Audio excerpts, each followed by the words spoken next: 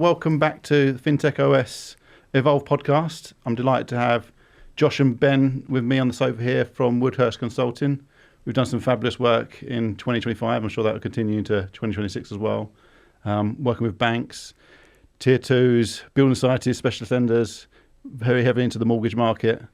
I guess, Ben, we'll start with you and give us a little preamble about Woodhurst and what's some of the problems you're trying to solve for that cadre of customers. Thanks, Mark. So I think it's good to start with the purpose that we've aligned on in the last few years, which is we exist really because we believe that everyone deserves better access to financial solutions. Yeah.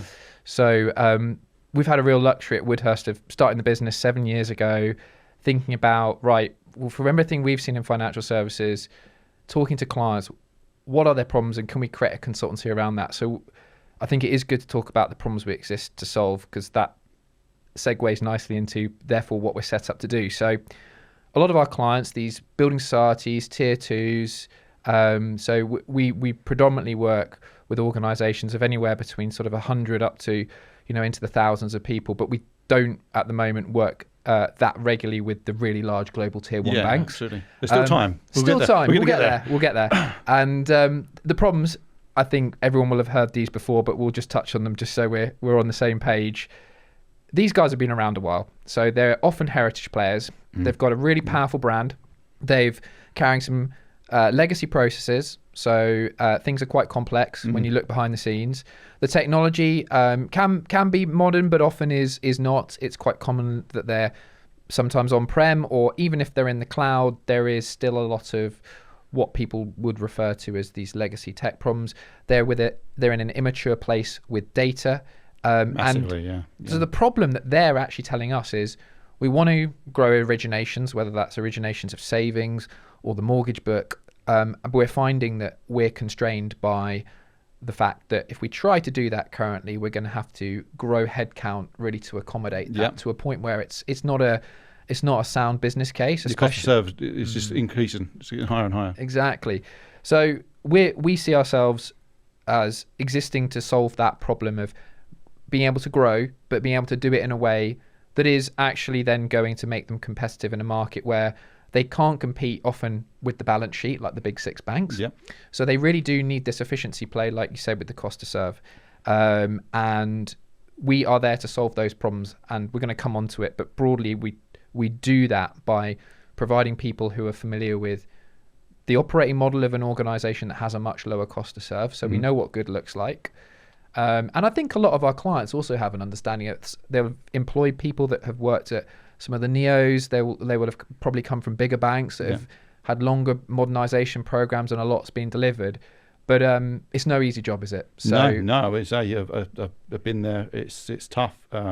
Any transformation program is fraught with risks, and often fail. We know the stats. Over 70% will fail in one way, shape, or form. But I think you're right in terms of having the right people who have been there, have got the scars.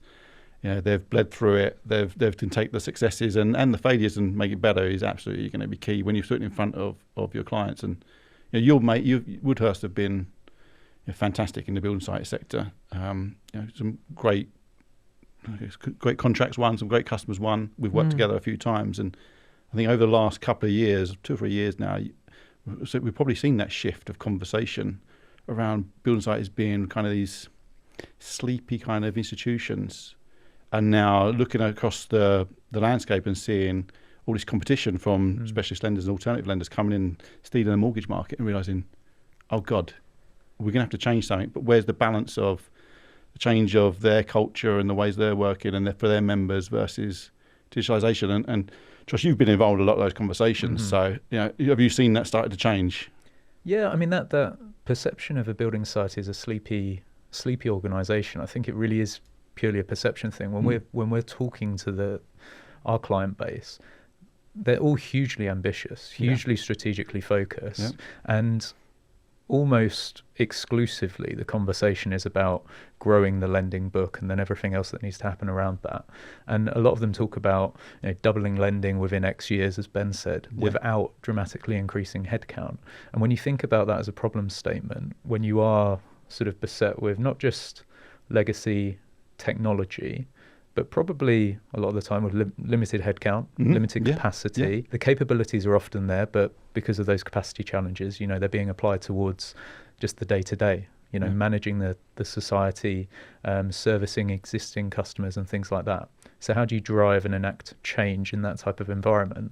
And then the capital pressure on top of that in the economic environment that we're sort of going through at the moment, it's a lot of compounding factors that certainly don't speak of a sleepy society, a sleepy organisation. It's a highly ambitious set of organisations that are just managing and dealing with a variety of challenges that you need to overcome to actually enact really positive change. Yeah, I think the modernisation culture now within building society, it's really picked up in the last couple of years, and I think we've seen a lot of change around the leadership of building societies, and maybe that's because people have come from maybe the bigger banks that have come in, and there is this balance of the old ways of doing things where you're so very member specific. The human element of those ships is absolutely key and critical, versus how do you attract the customer of tomorrow by enabling digital within that journey. I think you're starting to see that come through in building societies. I guess the driver has got to be a competition within the market. People are probably losing their market shares. But was it 42 building societies at the moment? Will there be 43 or will there be 40? Is it decreasing? My son's 18, probably looking for a first mortgage in the first couple. Would he first turn to the local building society?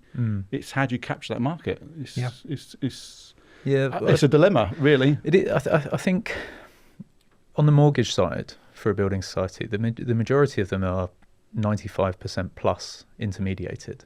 So the conversation for your son probably isn't, am I going to go towards Skipton Building Society or Leeds or Nottingham? It's going to be, how can, when I go with my problem statement and the thing I'm trying to achieve to my mortgage broker, if that's the first place they look, how is the mortgage broker then going to make sure that they get access to the societies, and how do the societies make sure that they are as easy to do business with as possible with that broker community? That's the challenge a lot of side on that side of things. So you've got this, you've got all of the competition coming through and making sure that the products are as competitive as possible, that they're priced effectively, that you're targeting your niches so that you can actually stand out in a crowded market, but also that your experiences are suitable to make sure that you're as easy as possible to do business with for your broker and the end customer at the end of the line as well. And those expectations have increased dramatically in recent years because of a proliferation of technology generally in the market, but just the experiences we're used to day to day as well. And you hear so much about like the increase of focus on user experience and what have you. That hasn't been applied towards this sector in the last 5 years until 2022, 2023. That's probably when we started to see a little bit more of a shift. And the other specialist lenders who are not mutuals, which is the other people, the other organisations serving 25% of the mortgage market, given that the other 75% is serviced by the big six banks, they're having exactly the same challenges. We're seeing the same projects. We're seeing the same technology solutions being applied, same broker front end systems, same core solutions. So that is the common thread that, as Josh said, stitches this all together. On the mortgage side, for most specialist lenders and building societies, it's attracting the broker in and making it easier for them. The broker's always got to be an extension of a customer. Absolutely. Because their customers are expecting the same thing, aren't they, right? So if you're slow as a broker, you're going to lose your customers. Equally, brokers shouldn't have to be manually entering applications into portals anymore. Then they know that, more importantly. So they'll go where they can get the outcome they need, which is always probably helping their customer buy a home. They'll go where it's easier to do business. And our clients recognize that. And it's the same on the savings side. A lot of these smaller institutions, tier 2 banks, building societies, didn't have a decent app for offering savings products and advice. And, that was okay for a point because of brand loyalty with certain demographics. But now everyone recognizes that it's not just about attracting younger customers into the organization, just keeping grey retired folks. They want that too. They want the ability to have digital experiences where they want to. So that's really what pretty much cuts across all of the clients we're working with. And I think with the big banks too, they're doing the same, aren't they, in their own way? Just on that point of sort of even your sort of retirees are looking for digital experiences. I've made the point a few times previously, but millennials, which is sort of this generational wave of people that have been are we millennials? Embedded with digital experiences. Are we millennials or not?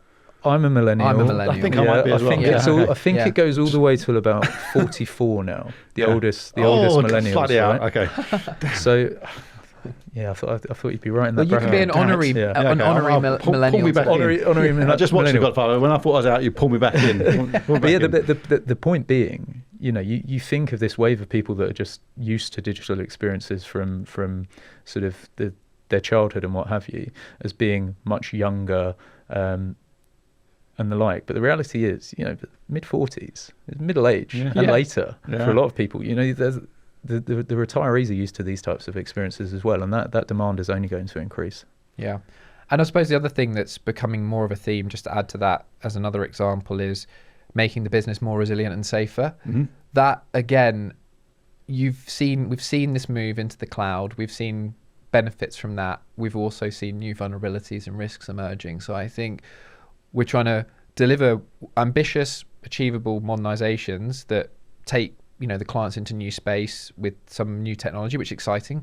And then there's also a lot of work on the other side around ops res. So we're seeing a lot more of that as these incidents are increasing, and I think clients becoming more aware of that as they're getting targeted. And that's a fact of it. To improve, you've got to be more digital, but then you've also got to have new controls and measures in place 100%. to keep safe. Yeah, no, I agree. And you guys are, certainly over the last year, you've been in the room with boards and Exco, right? And a lot of not criticism, but a lot of focus gets put on actually having the right people to drive this level of change. And you guys are in the room, and you'll have an insight into that. How are you seeing kind of the boards and Excos now starting to think about this type of level of change, and how are they approaching it? Is there a balance that are struck between the budgetary cost or keeping their members or the customers happy? You're in it. So what have you seen come out of these forums? Yeah, that's right, Mark. I think we spent a lot of time in the boardroom, and it's always challenging conversations, as they should be. That's what the board said to exist. And I wrote down a few things that I think where we've seen it work well and where we've seen it be challenging for our clients. So what's working really well with some of our clients is where the board bring first-hand experience of doing this themselves as individuals, and they have these good contacts in their network that they can bring in to support the Exco. So it's really, you feel in the room there's this real support from the board with really good tangible examples and what the watch points are for the Exco. Yeah. The second one is the board really now do demand rigor and well thought through decisions, but they trust that the Exco they trust in the materials that are coming to board and that the process has been done. Yeah. So they're not picking holes in all of that, but they're really demanding that rigor. And the third one I wrote down was the board have to really understand the strategic vision of the business, the Exco, so that sometimes there can be a bit of a disconnect. But where it's working well, the board and Exco are not disconnected over that strategic vision. Yeah. And just two things where I think sometimes it can go a bit wrong, we've seen it get challenging, is sometimes the board does get caught up in detail, like an unnecessarily level of detail. And that can, when you're slowing decisions, whilst that sometimes sounds appropriate, if you lose momentum in a modernisation, especially at smaller organisations, but so too at big ones, it becomes really difficult to get the momentum going. So they've got to move at pace, and therefore, we've seen that happen. And the second, which is I think a bugbear of a lot of Excos, is some board members have been seen to sort of just chuck in random technology and they, and ideas. And one of them might feel it's their need to always say something like, but where is AI being used in this thing we're doing here? Yeah. I was wondering when AI is going to come up. And it's just not appropriate, so that back to my first point, that they're really bringing first-hand experience of what works well, what doesn't, not just chucking in, random ideas to sort of as gotchas to the Exco. There's governance and there's good governance. I sometimes think, coming from a banking background, obviously governance is there for all the right reasons. It's a safeguard, it's the guardrails you operate in, it's there to healthily challenge and to set your strategy, make sure you're dealing with it and the red flags that's coming up. But I don't think there's a difference between governance and good governance, where actually good governance can sometimes be less. Yeah. But just do it better. Exactly. Do it quicker. Do it in a more agile fashion. I still sometimes feel that institutions go in a very traditional way and feel that more governance gives them more protection. Yes. I think it doesn't actually, for all the reasons you've mentioned. It slows you down, momentum starts to get lost, and actually you start to lose traction and maybe a little bit of confidence, and suddenly people start playing up to the governance work rather than actually the work that needs to be done. So, yeah. Go on, Josh. No, go on. Give an Can we example. give me an example? Give an example. Don't throw anybody Come on the bus just Come yet. on. No, I'm not going to throw anyone on the bus here, but I think it's what a lot of our clients have gone through recently. You begin your modernisation, you've set up some kind of modernisation oversight committee. So this is a subgroup of the board that have to stay closer to the program detail. Yeah. Now, we've seen that work well sometimes, but we've actually seen recently quite a few clients bin that off because it was just slowing things down. Yeah. And also Fair think play to them, it can create a problem for the other Neds who then suddenly don't feel as responsible for it. So you're absolutely right. Just getting a good balance. I think there's been a lot of experimentation on this front over the last few years. So speak to people who look like they're getting the governance right and get some opinions on that, because if you get that right, the right level, you're really looking with a view, what's the minimum amount of governance we need to stay safe and not go where some people go, which is just OTT, and then it slows things down. I had a different example, but I had a situation last year on one day where we had 2 board meetings in a day with different clients, one up north, one down south, and I was sort of about 8 hours of travel in between. The one in the morning, both of them were presenting pretty much the same thing. We'd run an assessment process. We'd been through our due diligence. We were sharing with the board the recommendations and conclusions that had been drawn through those processes. The first went swimmingly, sort of breezed through. You probably had the right people in the room that had been appropriately briefed ahead of time, and the recommendations resonated with them. They could see the rationale and were confident in the level of due diligence that had taken place. Same process, slightly different conclusions because it's a different society.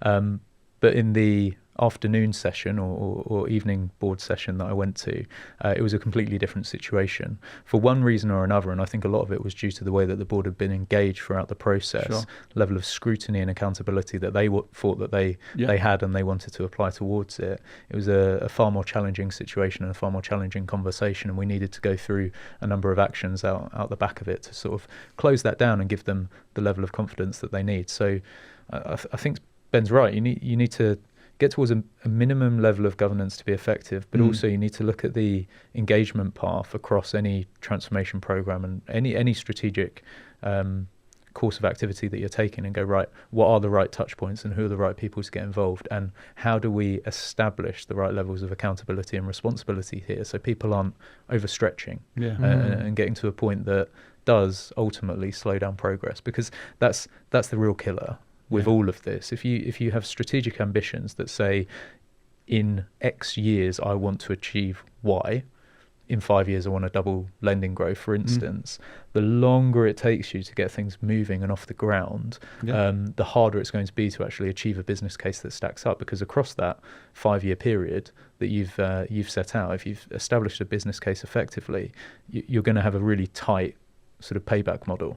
If you reduce that down to 4 years, then the business case will never stack up, and you'll come up with more and more reasons not to do something, more and more reasons not to move. And that's what time really gives people an excuse to say, I'm not sure about this anymore. That's the killer of transformation. That's the killer of change. People, a lot of these institutions just don't have the bandwidth and the experience and expertise to be able to run, to have a 3-year program. And actually, what drives realistic transformation and modernisation today is where they get the biggest bang for their buck. And we're talking about origination, mortgages. How do you get more in the fund? How do you engage your brokers better? How do you grow your business that way? And I guess that's where a lot of the success we've had together, Fintech OS and Woodhurst, is actually being in front of those customers and showing that there is a better way to do it, and isn't going to take 3 years. It's going to take months rather than years.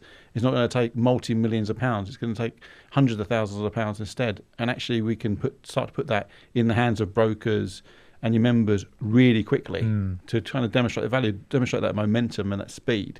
Yeah. I think that's probably the conversation I'm seeing happen a lot. Definitely. Okay, good. Right, good. That's short and sweet, Ben. Short and sweet. So, Absolutely. if I had a magic...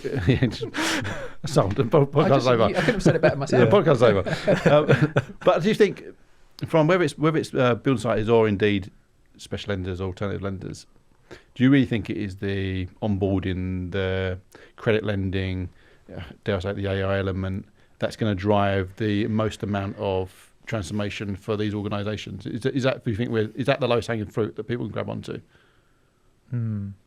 Well, low hanging fruit is an interesting term, isn't it? Because you don't just look at the technology position and the experiences that you have in place. You also have to look at all of the processes that sit behind it, and actually where are those points of churn, and where are we coming up against actually organisational blockers or process blockers or people blockers or whatever it may be. You can sit with these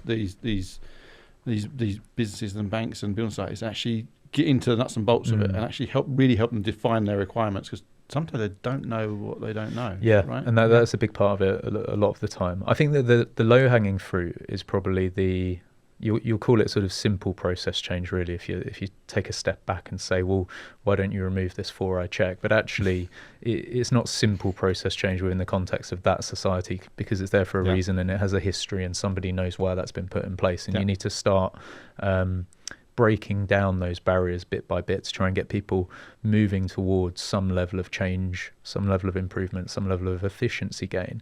If you look at the sort of the experiential layer and the technology layer, where are the opportunities for big wins? I think on the underwriting side of things, massively. You see a lot of organisations that we work with, the underwriters process somewhere between 1 and 3 cases a day, let's say, on average. Well, in reality, if you are leveraging technology that is available to you today, you know, we've all got access to it. We've used the AI term already.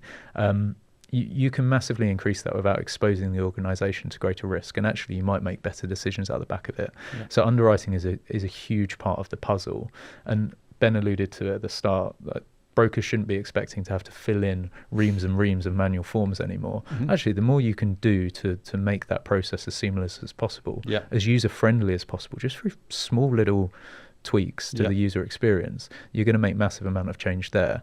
And then when it comes to sort of the way that you set up and establish your products and your back-end systems and sort of distribute them out to market, I think that's something where we see an awful lot of time, energy and attention being spent towards, in terms of the way that you price it, the way that you sort of configure all of the niche bits of criteria that sit across a lending product or what have you. And that can take a lot of time internally from your product team, from change teams, from testing teams before you distribute them. So quick wins is an interesting term. I think there's a number of areas, if organisations look at it as a holistic piece, where you can go, right, there's some real opportunity here for change. And let me pick up on something you said, Mark, because I think it's really important. So I've got a client at the moment and we're at the start of the modernisation, and they're a big specialist lender, which is important because I think this kind of straddles perhaps what some of the tier 1 banks are seeing versus what everyone right down to the smallest organisations are seeing. And that's, how do you eat the elephant? So in this particular case, what they've done is some brilliant analysis going in, which is they've looked at their operational data, which everyone should have, and they've said, as a leadership team, like, this kind of reinforces where we knew the hotspots were, but it gives us the empirical data to start with. We've then gone, right, rather than, and this is where it's changed, I think, with modernisation or digital transformation in the last 5 years especially, rather than go to board and say we need £20 million to spin up a massive programme that's going to completely modernise our business and solve all our pain, we're going to chunk it up. And it's about telling the board how we're going to eat the elephant and where we're going to go next. So what we're seeing with, like, people who are what you probably call as successful transformation leaders in their organisation, they're doing that. They are incrementally modernising their business. They're not taking this big bang approach. And there's some more things that we're seeing that I think are probably good to talk about, because there'll be traits that everyone who's doing modernisation will have, and perhaps this will be useful to them because they think, right, these are the things that are working for other people. So they're being super vocal and communicative with their vision for the business, which they've taken sort of the strategy and they've said, let's put some meat on the bones there. We call it a North Star at Woodhurst. So and it seems to work well for clients. So they're you can't over communicate. You're saying, this is what we're going to do, this is how we're going to break it down, and each time we incrementally like modernize, we're going to shout about it and say what what worked well and what didn't, and then we can take it forward. They're also prioritizing ruthlessly. They recognize that you can't solve too much at once. So if you're breaking down, for example, a mortgage origination modernization, they're not trying to look at the entire end-to-end journey of a mortgage and spin up a program that solves all of that. They might say, where is it? Where do we? Down, they're slowing it down. So they say, well, maybe we can start with the underwriting process and work there first, and then go to the broker portal. And it's different. You personalize it for everyone. And another point that I think is so key, because we're seeing clients saying this more and more. We've felt like this for some time at Woodhurst, but you've got to adopt where possible. I think we'll come onto it a bit, because you wanted to talk about where vendor selections go wrong. They go wrong in the implementation that does or doesn't work, and the ones that are working and the successful modernization leaders out there, they are doing everything they can to say to the business, we're going to need to adopt it, and that means we're going to have to do things differently. Because believe it or not, these modern vendor solutions, they're not going to do it the way we used to do it. Yeah, no, I agree. Like many a time, I use the same analogy about Ferrari and Fiat. It gets boring now, but when I haven't heard it. Have you not heard it? So you build a Ferrari but drive it like a Fiat. So sometimes you adopt a technology platform, but you don't change your process for the technology. You do it the other way around. So you end up spending a whole bunch of money on a new piece of kit, but don't change the fundamental issues of the business. So it's getting better, to be fair. I used to see it all the time, but I think a lot of people have realised that now. Actually, technology isn't necessarily the silver bullet. It's more of it's an enabler to get you there. So you have to change fundamentally what you do as a business, and actually use this opportunity to kind of clear the skeletons out of the cupboard and almost throw away the old business process manuals and say, okay, now let's design from how we think it should be today rather than what it is. And it does come back to a bit of experience and expertise, but that's where you guys can come in and actually show what the art of the possible is. That's the big thing. If you are going to take that model, it's all about having the expertise that allows you to properly design processes, approaches, experiences, journeys, all of those good words, to make sure that you are introducing something that is going to be good and fit for purpose and is going to last, strategically focused and really considering what customers want, brokers want, colleagues want as well, because you need to look at all of those angles. If you try and do that, I think for a lot of societies or smaller lenders, you'll have a vision, but unless you've got that broad and collective view of what good really looks like, which I think it's not just where consultants fit in. I think we do play that role. It's where technology providers fit in. It's absolutely where some of your sort of implementation consultants and some of your architects are really able to shape what that journey looks like. And it's also where if you bring new blood into the organisation that have seen what's happened in different scenarios, they can contribute towards that. But you absolutely need that vision, and you absolutely need that view of what good really looks like. Chunking it up into bite-sized chunks. You've read my playbook. I think that's absolutely fundamental success. Because when you start putting value into the hands of the broker, into the hands of the end user, and they start to see their vision is coming true, it just breathes confidence into the program rather than waiting. Nobody can wait 3 years. I'm sorry. The people have forgotten what it's about. The reality is the people who agreed that it's probably long gone. Nobody's waiting 3 years. Even waiting a year is, you're borderline, possibly not even there. So actually putting these into drops of value across and actually getting people using the platform and the process and adopting it is going to be absolutely fundamental to success. And I see it all the time where people promised something all the time and it's never delivered. So when you're sitting in the board and you have those conversations, you go, actually, drop one is this, and it's because of that, and you drop two now coming in the next two sprints, and you can actually show it in the hands of users. And it requires, and some of my clients have said this to me recently, and I'm so pleased to hear it, it requires the board and some of the exco to to take a leap of faith. Yeah. Because if you go down there's no perfect way to do this. If there was, everyone would have done it by now. But it requires the board to take a leap of faith in the business case, because what's held some organisations back, and they've told me this themselves, is, we've our thirst for full information on the business case has kind of held us back. Mm-hmm. And I think you just look around, and if I was a board member in Exco myself, I'd be doing the same. Who's doing really good numbers? What's their setup? Yeah. And I'd go, right, okay, well, there's the proof. Yeah. Because it can be done. So that spending the money will get you there, but you're going to have to incrementally move forward. And like you say, if you do that, you'll get a benefits case sort of showing its value early on, and that gives you faith in the next ones. Yeah. But that's important too, because I don't want people to think that there are people out there that have this dream business case that shows all the value and everything's tracked back in a perfect Excel model. That's a fantasy. And we just need to bust that myth, because that's holding some people back. Yeah. And you've got to take that leap of faith. And by being incremental, it actually de-risks that. You can start to show some results, and you can course correct if you need to. Because frankly, you'll come up with this is how I chunk up the elephant. I'll start with the trunk and then I'll move to the head.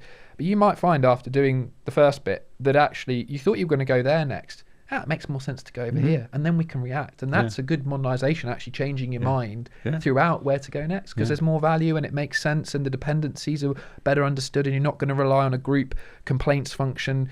That might be a blocker for doing that now. So you'll see where to go. Yeah. So that it is definitely proving to be a much more successful way to go about it. Always trunk first, though, right? Always trunk. Yeah. Well, we're going to go into the devil, because Fintech OS is indeed a vendor. But you talked about vendor selection just a minute ago. I wanted to get into it because it's always interesting, because you're part of that selection criteria, right? So you're out in the market. You're looking at which platforms are being used, which ones are up and coming, what the problems they're trying to address, what they're solving, for what cadre of customers they sold it for, what segments. And we've worked together a couple of times now in a successful way, but without being too subtle about it, what brought you to Fintech OS, and how did that help shape some of the conversation you had with some of those lenders? Yeah, I mean, like you say, we take a reasonably wide view of the market. Yeah. We are independent in our approach, but we certainly have views based on client need, the strategy that people are undertaking, the types of requirements that they have, because they're all subtly different despite working in the same field. We have an idea of appropriateness for different clients based on our understanding of the market. I think on Fintech OS's side, I think the sort of the flexibility of the platform, if you like, not in an overly adapt rather than adopt kind of way, but the fact that actually you've got this sort of really highly functional platform that's suitable to support broker engagement, colleague engagement, customer engagement, and that you have this sort of ease of integration across really an unlimited level of the market. I think that really appeals to people. Very easy to use, very configurable for the layperson, if you like, from what I've seen. And you talk in the right way to clients, right? You really demonstrate a level of expertise of the lending journey in a way that I think everybody tries to, but it really comes to life in the way that Fintech OS present it. And I think for me, seeing the platform live, you almost do start with a blank sheet and build a full mortgage journey in front of you in the demo. Yeah. Right? If you've got 3 hours to demo your solution, you're able to go from blank slate to here's a fully end-to-end journey with a new product that we created today that's fully priced and able to be distributed out to the market. And that is incredibly powerful, because that's a 1 to 2 month turnaround time for a lot of people today. Yeah, there's a lot of demo hype out there. I mean, I've sat on the other side of the table, as you know, and you watch a lot of demos and you think, this is sales material. Right? This isn't quite real. But actually, if you can sit in front of product people, IT people, frontline people, and go, actually, I've pretty much built a relatively standard mortgage in the space of 5 minutes into the platform, and this is how we visualize the journey. And you can then start to say, well, actually, it's flexible enough to be able to do. If you want to put this bit up here, or you want to change this bit here, you have to do it in a kind of a low code capacity. And here's a level of ecosystem integrators, because if a platform can't integrate into these, it's never going to work. But how that data then flows through into, if it's a decision engine, your pricing, your risk grading piece, and how easy you can then build that and then spin it up to say, and this is what your customer, your broker journey could look like. It's not salesware. It's not, it's actually, this is what we've done in the space of 3 hours.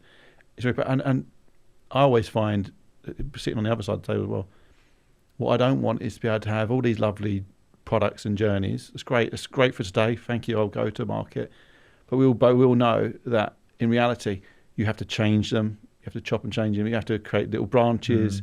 You have to quickly spin up a new one. And if you then have to go back to the vendor or the SI to say, oh, I need, and you're writing checks for change requests, or suddenly they add up. So being able to hand the keys to the car over, okay, in a controlled way, they've got to learn it, they've got to train, they've got to be certified. But so here's the keys. This is how easy it is to make a pricing change, or you want to spin up a new variant of a mortgage, or you want to add a new benefit or a new bundle in, or this is how easy you can do it. Don't have to come to us. Here you go do it. This is the agility you want in the business to be able to quickly go to market. And I think if you look at, handing over the keys in a controlled way, you had a stat from one of the clients that you spoke to, the amount of money they were spending on change requests each year. You think if you actually just brought that in-house, you train up a couple of people that know how to use the platform, and you maintain a strong working relationship with a vendor, that business case in itself adds up instantly, because you can drive all of that change yourself for a fraction of the price of what you were paying previously. Do you know how much they cost? Yeah, come on. Yeah, I mean, this client was a mid-tier specialist lender spending $250,000 a year on change requests. And it wasn't that shocked me. It was the fact that they said, we get no value from that. So instead, what we're going to do this year was we're not using any of that change request budget. And we have done an in-house development with a tech partner. Yeah. And this is the way that I think a lot of people are going. So if you're stuck with a vendor that doesn't hand over the keys, then perhaps the decision to make is spend that money on something else. I guess you have to then get married to that vendor, right? You're stuck with them. I know obviously the contractual stuck with them, but it's very difficult to move away. And I think a platform that doesn't enable you to go out to the market and start partnering with other best-in-class services, whether it be an EID&V player, whether it be open banking, open accounting, and the ability to evolve your business and your product and your process. If you are stuck with a platform that you then have to go and physically rebuild that stuff, I mean, they all say the right things. Let's start with that. They all say the right things when they come in to give their sales pitch about being open, about working with partners, flexibility. They all do that. But I think when you approach vendor selection as the client, you need to understand, because a lot of our clients are very honest and they're very straight, and I think they're surprised that not all technology vendors are actually being entirely factual with them. So that's something you've got to go with your eyes wide open. What's the red flags? What comes out? What do you look for? That's number one. I think you look for, and tells on that the lies are creeping in are things where we can't show you it now. It's on the roadmap. Anything that's roadmap. Roadmap. That's a red flag. I'll just scrap the next question. Let's talk about roadmaps though. No, obviously the roadmap is super important, but I think it's more about functionality that they're trying to say it's critical to you as the client, but it's on the roadmap. The other red flag sometimes is, and again, this is personal to a client, it's the cultural fit of the organization. Some want a technology juggernaut that has is global with a massive balance sheet, and that's going to work well from them. Others want to be a big fish in a small pond, and I think all different things that culturally matter. So when I think it's more about, it's not about us as Woodhurst looking for red flags. It's about helping understand what's going to be a red flag for our client, and then helping them find those. And then I wonder as well, you want to probe into how much skin in the game the vendor has for the success of this implementation in the market. Because if you look at the ones that have failed, you kind of think, well, maybe they weren't in that invested, because Woodhurst couldn't afford for a client not to have a successful program. We cannot afford that. And I know there are technology vendors that take the same approach. So I'd be really looking for that. And it's a red flag if it's not to say that you can't work with tech vendors that have had a failure, but what have they done since then? What have they learned, and what are they going to apply moving forward? And also, what contractual commitments are they making to you to actually deliver on what they're promising? I think that's super important, and that sometimes comes out quite late in the day. So I think vendor selections have moved on a lot from the old traditional process of sort of sequentially going through a written thing, a demo, a signed contract, and then let's try and implement. a modern vendor selection also looks very different now to protect the client from these things, surface things early. Yeah, no, I agree. I think I think cultural fit is really key. But I love this this notion of equitable partnerships, and the skin in the game piece really resonates with me, because maybe slightly larger players in the market, whether they win or they don't win, they can absorb the loss. Right? Yeah. It doesn't really matter. And I've seen it on the other side of the table where you work with a big named SI or a big named vendor, and actually, with this respect, you kind of get the Z team, right? You don't really get the A team because there's no skin in the game. So with a Fintech OS and some of the people we're talking about, I cannot wait for announcements and go to market to be, because it's as important to us, it's important to you as Woodhurst, it's important to them that this is success, and you will live, die, bleed until that's done. And we talked about getting the contract signed and getting to be the preferred vendor is one thing. Implement it is the next thing. Yeah. Right. So a lot of these implementations will go wrong, and you know what? They will go wrong. Right. There's never a smooth implementation. There'll always be like ups and downs, and I think that goes back to what you said about being able to work with people, the honesty piece. Dare I say, the roadmap. If you're something you can't do, but you can show you can do it, and you're honest about it, then fantastic. You build towards that. But you must have seen some. You've probably seen the good, the bad, and the ugly. Yeah. In terms of implementations. Definitely. I think we're quite well known in the sector for running these vendor selections, helping clients make difficult decisions around technology with, all the facts. We're now involved with a lot of our clients supporting these implementations. We want skin in the game. We don't want to just walk away at the point they've selected the new technology provider, and we want to actually see the business case delivered. And we're learning a lot, and there's a lot of good lessons to be learned. And I think some of what's gone wrong, well, last year it actually encouraged us to interview a bunch of people across the specialist lending sector about implementations, what they wish they would have done differently, what's worked well. So that report, if you're interested, has lots of great sound bites from people who've at the coalface on the client side with this. On our website. On the website, okay, on the Woodhurst implementation report. So when I thought about this, often they go wrong before they even begin. So there's just misaligned expectations. The vendor thinks that the client fully understands their solution, which is impossible, isn't it really? Because their solution is often vast and highly configurable. The client, the bank, the specialist lender, the building society thinks that this solution is going to solve all their pain points. So you're going in with these massively misaligned expectations. There's been no real honest conversation about, are you adopting or are you adapting? And, there's a lot of heat thrown on the vendors, but equally I think there's some heat to be thrown on the clients to say, you're kind of telling them that you want to adopt this amazing solution that you see delivering amazing benefits elsewhere at your competitors, but then you've actually got to come to the table being prepared to adopt. So there's that too, but equally, on the other side, I think the vendors sometimes paint a picture that, it's all figured out. It doesn't have to be, customized and implemented for them. They talk about pre-configured implementations, integrations. This is just often just nonsense. And integrations is a big thing that you could probably have a whole podcast about, because no one really understands, and there's always work to be done. Sometimes there's less work to be done, but that really is where a lot of these things go wrong, because the integrations can't be done, and how that data flows downstream. Exactly.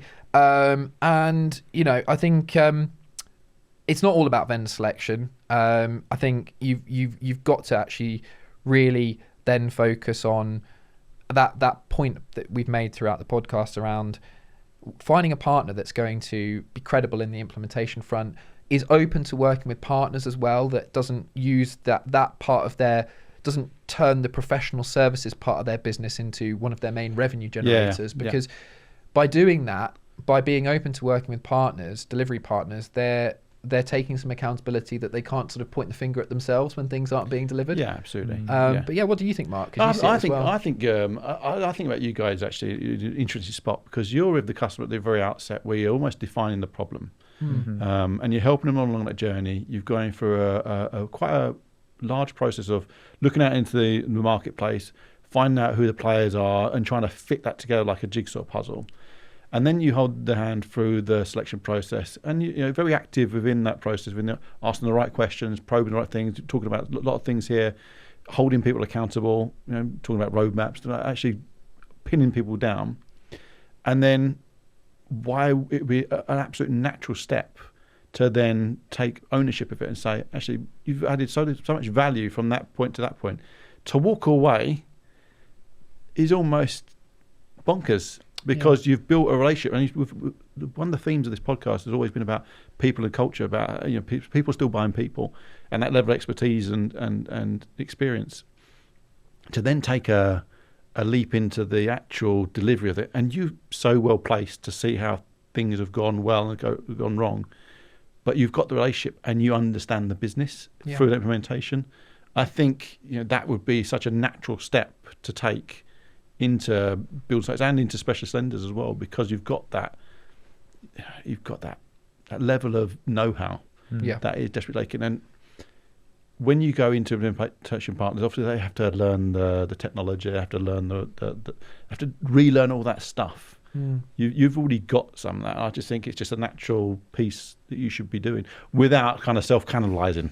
I think the position we take with our, let's say, our most successful clients, or the clients that we feel we are adding value to the most, is as a transformation partner, end-to-end transformation partner, from that point of, call it problem definition, or even sort of success metric definition right at the outset. What is that North Star and how do we help you achieve that, all the way through? It's not about selecting the technology, it's not about implementing the technology, it's about actually achieving your transformation objectives and taking you through that whole journey, and being able to add the insight, the expertise, the capabilities that Woodhurst has across that end-to-end, and supplement and support the clients. And also, to the point of skin in the game, making sure we set up commercially for that.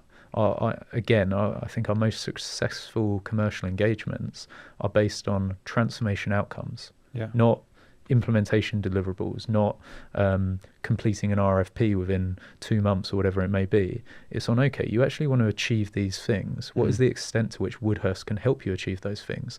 And measure our success on that, and measure our commercial sort of ability on that as well. And that's where I think we see the most success, and where we're able to support the success of our clients the most. Yeah, Definitely. Yeah, I think we talked a lot about building sites today, but you say specialist lenders, tier 2 banks are in exactly the same position. There is so much innovation and transformation that's required in our industry across those segments as they start to mature and evolve into a new way of this blend, this hybrid approach of digital and human, and having this open ecosystem where you kind of play with third parties and you can bring them into the journey and start to ultimately reduce the cost to serve, but to drive efficiency into your process. And notice I mentioned AI once in this piece, but once you get that, then you've got the data structure correct, and then you supercharge it with AI.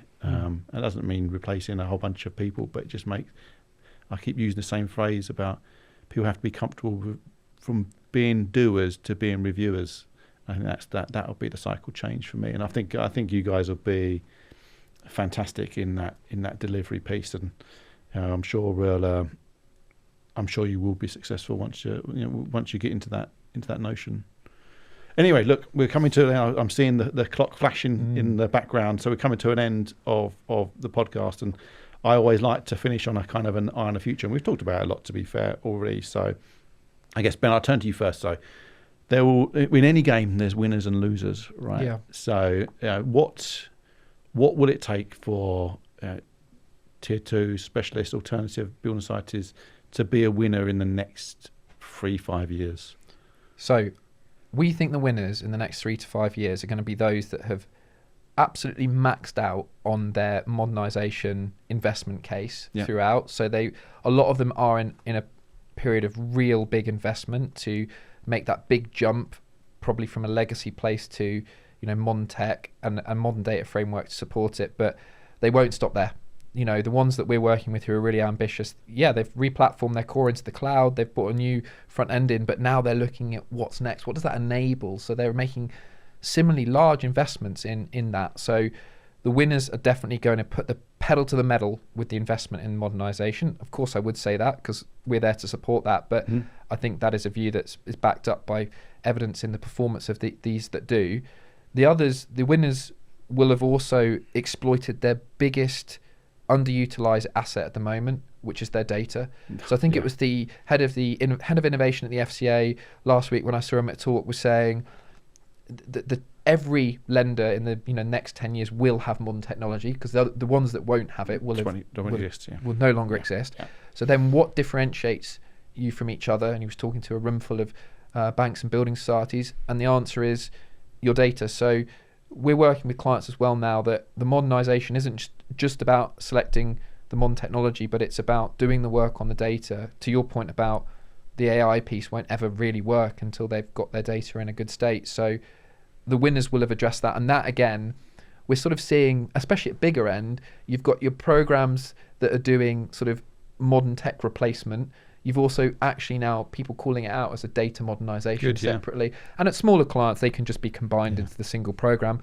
So winners will do that. And we'll see. The winners will be doing double the amount of lending that they're doing today with roughly the same headcount. Their colleagues will be far more empowered, doing much more interesting work, like you say, reviewing, spending time with the members, spending time educating brokers on innovative products. That's a big thing that's holding people back, I hear at the moment, which is the complexity of getting across innovative products to a broker. That takes time. There's no time to do that because everyone's pushing paper around and dealing with the convoluted processes. So winners will be doing that, and that's exciting. So I think working for a lender is going to be so much more exciting in 3 to 5 years as well. So we'll see that. And then I didn't want to make it about the losers, but losers simply won't be doing that stuff. And I think I was speaking to one recently who sort of took the view that, well, if I can't do it myself, why should I be doing it? And I sort of took the comparison with them around, well, that's a question for, are you going to put insulation in your house and modernise your house so that you can get a good energy efficiency rating and enjoy living there? Or do you don't have to become the world's best DIYer. You can work with the right tech vendor partners and the right other partners. I think the winners will be doing that because regardless of the size of your organisation, if you're big, you can work with more partners at a bigger scale. If you're small, you'll pick your partners, but we're already seeing the ones that are having more success with their modernisation, that they've picked really good partners with skin in the game, and they're contributing a lot. They're not doing it on their own. Great answer. And Josh, I'm going to give you the last word. This is no pressure, but this is what everybody's going to hone in on. This is your advice. What would be your advice for, I guess, what would make a successful transformation in 2026? That's an outrageous amount of pressure, isn't it? It is, this is going to be a small question. It's going to be back to you to answer this one. I can't even respond and just say, great, either. No, what will make a successful transformation? Ben's mentioned a number of things. I think for me, it comes back to the point we said earlier. It's a very fragmented market, sort of the lending space, specialist lending space across all of those different players that you mentioned, subsectors that you mentioned. So it's a very competitive market. So for me, I think the starting point has to be work out what it is that you want to achieve, work out what it is that you are known for and incredibly good at, because there are so many different flavors of lending, specialist lending, products, etc. Double down on that and understand what are those strategically placed investments that you can make to actually push that ambition forward. So where do you start chunking up the elephant? Where do you start eating the elephant? And drive down that list in a sort of strategic, systematic, very considered way, but giving yourself the flexibility to change along the journey if you need to course correct, and work with the right internal people, the right partners, free up the right capacity across your team, the right capability across your team to actually enable that success. But for me, it all starts at that. What's our strategic intent? What do we want to be known for? And then really focusing through on what do we need to do to achieve that. If you go in with a considered plan, you are so much more likely to be successful. If you go in half-baked, slightly uncertain, following the herd, not really clear on what your competitive advantage is, it's so much harder to be successful every single time. And if you're not sure what it then takes to achieve what you're trying to do, then you're just set up for failure. Well, look, if any listeners or viewers need help with coming up with that plan, come visit the website of Woodhurst Consulting. Look up Ben, look up Josh. You've listened to their wise words today. We've reached the end. I want to just thank you both for your time and your considered opinions today. Thank you for the partnership we've had over the last 12, 18 months. I think we're going to burst some great success out of that. I can't wait for some news to hit the market in that regard. And here's to 2026 and hopefully some additional successes together. Thank you both very much. Thank you. Mark. Always a pleasure. Cheers.